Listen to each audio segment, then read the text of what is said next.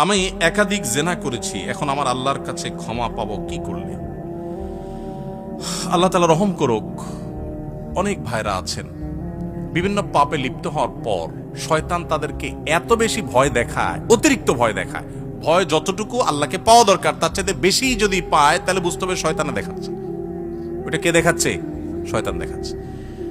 আপনি কোনো গুনাহে লিপ্ত হয়েছেন, যে কোনো গুনাহ, পৃথিবীতে এমন কোনো পাপ নাই যেটা মাপ চাইলে মাপ হয় না। এমন কোনো পাপ, এমনকি শিরকও নাই। শিরকের গুনাহ যদি করার পরে মাপ চায়, তওবা করে, মাপ হবে না? হবে না? তওবা ছাড়া মারা গেলে মাফ করবেন, এটা ভিন্ন বিষয়, কিন্তু তওবা করলে সেটাও মাফ হবে। তাহলে বোঝা গেল জেনা ব্যভিচার হয়ে গেছে, অন্য কোনো অনাচার হয়ে গেছে, অবশ্যই মাফ করবেন আল্লাহ তাআলা। হ্যাঁ, মানুষের হক নষ্ট করেছেন, যুবক ভাইয়েরা 3-4 বন্ধু মিলে চা দোকানে চা খেতে বসেছেন, বাসে উঠেছেন, গায়ে জোর আছে, বাহুতে শক্তি আছে। আমি এই জন্য বলি, 4-5 যুবক ছেলে ফেলে যখন চার দোকানে বসে তখন ওই টিবয়কে ডাকার টোন কিন্তু পাল্টে যায়।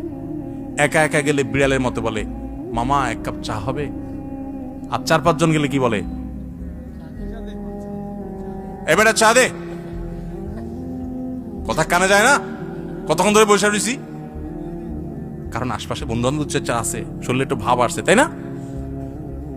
আহা, এই মাস্তানি, এটার বিচার হবে, এটার বিচার হবে। দুনিয়াতে সে বেচারা বিচার পাবে না, কিয়ামতে বিচার। বুড়া বলে আপনি হাজী সাহেব হয়ে গেলেন, মাগার ওই যৌবনকালে যে মাস্তানি করে আসছেন, গুন্ডামি করে আসছেন, তার বিচার আল্লাহ করবেন। So be careful.